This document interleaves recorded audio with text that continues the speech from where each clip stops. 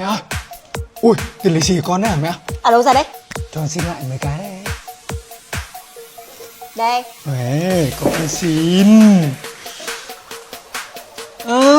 Sao lại là cái này? Tiền lì xì của con cơ mà. Mới đầu năm đầu tháng mày có thích tiền với tao không?